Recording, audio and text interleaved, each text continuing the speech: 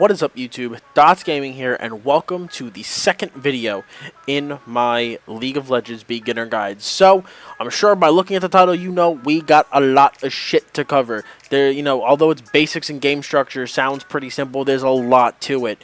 So, this is all the stuff I'm going to cover. The goal of a game, lanes, minions, the jungle, towers, inhibitors, various other objectives around the map, influence points, riot points, levels, and other game modes. I know it sounds like a lot, but it really isn't. It's actually a lot simpler than it sounds, so I will cover everything. So let's start with what is the goal of any game of Summoner's Rift 5v5, your standard League of Legends game. So as you can see circled, that is your nexus. If you're on the blue team, that is your nexus. The red team has one too. The goal of any game of League is to kill the enemy's nexus. I know it sounds quite simple, but there's a lot of stuff in your way. So I'm sure you can tell by looking at the map that there seems to be 3 general pathways from one base to another. Those are what are called lanes. There's a top lane, a mid lane, and a bottom lane, or bot. That's what they're called by and referred to as. That other area in the middle, kind of like in between the lanes, is what's known as the jungle. I'll go more into the jungle later on.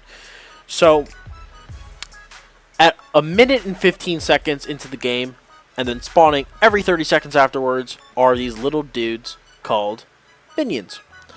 Now, minions, by killing your enemy team's minions, you can gain experience points to allow your characters to level up. And then if you deal the killing blow on a minion, you get gold. And getting gold allows you to buy stuff from the item shop, which will be covered in a later video. But another thing about gold is you gain gold passively. You don't just have to kill minions to gain gold. You gain gold passively, but it's a much slower process. You gain, I think between 15 to 17 gold based on a minion you kill. There's other types of minions, bigger ones that spawn every now and then. Riot's changing that whole thing. But they give you, I think, like 45 or 50 gold when you kill those. So you definitely want to kill those ones. Now, I'm actually going to skip ahead to levels real quick because they actually do have an impact on the types of minions you're going to kill, at least for one person on the team. There are 30 levels. Your account starts at level 1 and you level up to level 30. There's a certain amount of experience that you need to gain each level. By gaining that, it's like anything else. You play, you gain experience, you level up. It's really simple. In a level 30 game of League of Legends, there is always going to be one champion in the top lane, one champion in the mid lane, 2 champions in the bot lane, and 1 champion in the jungle. Now you're wondering, well, if there's a champion in the jungle, how do they level up? Well, as you can see by this picture, there are various monsters in the jungle that they can kill. And by killing those monsters, just like killing minions, you gain gold and you gain experience. But in a game that's below level 30, where a lot of people still don't have all their runes yet, unless you do have all your runes by then, instead of there being a jungler, there will be an additional player in the top lane. Now, defending each of the lanes are towers. I have, a tower circled there. In each lane, there are 3 towers. An outer tower, an inner tower, an inhibitor tower, and then each base has 2 nexus towers, which defend your nexus. Now, you're probably wondering, what the fuck is an inhibitor? So, an inhibitor inhibits super minions, these big motherfuckers, from spawning. It prevents those guys from spawning, and if you kill someone else's inhibitor, big super minions will spawn. They're really hard to kill, they deal a lot of damage, and that puts a lot of pressure on the enemy team.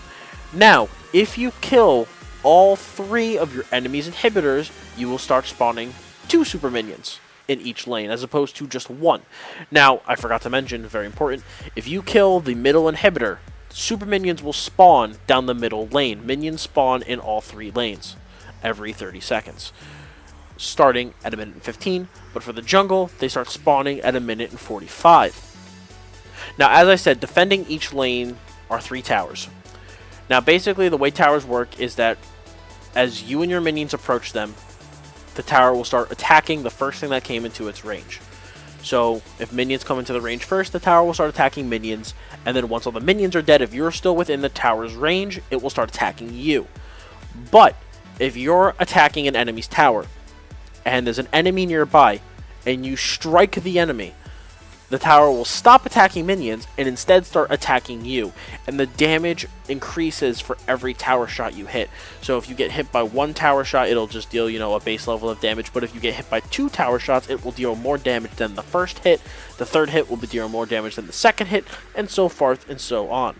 Now, besides the Nexus, the towers, and the inhibitor, and the minions, what else is on the map? Well, there's 2 other objectives. There is the Baron, or Rift Herald, which can be seen here. There's a Rift Herald, which spawns at the beginning of the game, and then at about 20 minutes, I think, I'm going to sound like a noob if I get this wrong, I think it's 20 minutes, Baron spawns, and it takes the place of Rift Herald. Rift Herald gives a buff on one person for 20 minutes, so kind of like a boost to their stats. It gives a ability, like a passive ability as well. And Baron, if you kill Baron, gives the whole team 300 gold and gives them a passive buff, which just literally makes everybody super strong. Now, this picture's a little outdated, but the dragon there comes in 4 different types. There's a fire dragon, a earth dragon, a cloud dragon, and an ocean dragon. Now, the fire dragon gives passive. It increases your offensive stats passively. I'll go into what those are later in the series, but it makes your stats increase passively. The Cloud Drake makes you run faster outside of combat, so if you're not fighting someone, you move quicker. The Ocean Drake restores your health and your mana. Mana's the fucking resource in every game, but it restores them passively out of combat. I think it's out of combat every so many seconds. I'm gonna sound like a fucking retard. And then the Earth Dragon makes you deal extra damage to both towers and other objectives. Now, there are 2 currencies in League of Legends. There are Influence Points, IP, and Riot Points, RP.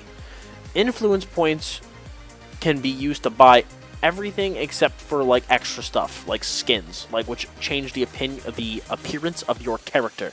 Now, all this stuff can be purchased in the shop by clicking that orange button, and then here's a picture of what the shop looks like.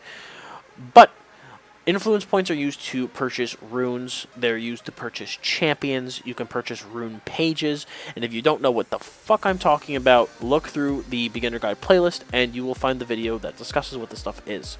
But runes are passive stats that you gain at the beginning of a game, and champions are the characters that you play.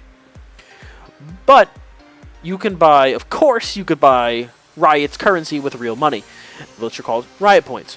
And you can buy skins what change your champion's appearance with Riot Points. You can buy champions with Riot Points. The only thing you cannot buy with Riot Points is runes. And Riot Points are purchased with your money. Influence Points are just gotten by playing the game. Just by simply playing the game, you will accrue influence points. Now, the types of game modes that are in League of Legends include PvP, so you play against other people. You can play on the classic map that I've been talking about. It's called Summoner's Rift. It's 5 players versus 5 players. If you want to just kind of mess around and have some fun, there's this thing called ARAM, all random, all mid, where you get assigned a random champion, and so do the other 4 members of your team, and there's only 1 lane on the map. It's only 1 lane, and you and your other 4 teammates go up against 5 other people that were assigned random champions, and you fight. It's actually really, really fun. It's a good way to kind of de-stress if League's stressing you out. But, you could play that.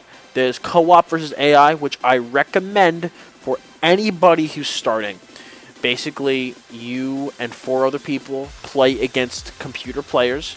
So you can set them to either beginner skill level, intro skill level, or intermediate skill level. I recommend maybe for your first game or 2 doing intro, but honestly, intro is painfully easy. When I started teaching my girlfriend, she grew out of intro within a game. So play beginner for a while until you feel comfortable with it, and then you can move on to intermediate, and then whenever you even feel comfortable with that, you can move on to playing normal games. So guys, I'm pretty sure that covered everything that needed to be covered for the basics and the overarching game structure. I'm sorry if the video was a little bit all over the place. I kind of made this up on the fly, looking at pictures, but I think it came out really well. So if you have any questions on any of the basics of the game, please leave a comment below. I will be happy to answer. I will answer every comment that's down there, and I'll answer them as quick as I can. So this is, again, the second video in the series. To check out the rest of the series, please check out the League of Legends New Player Guide playlist on my channel. So, as always, boys and girls, good luck out there, stay frosty, and have a wonderful day.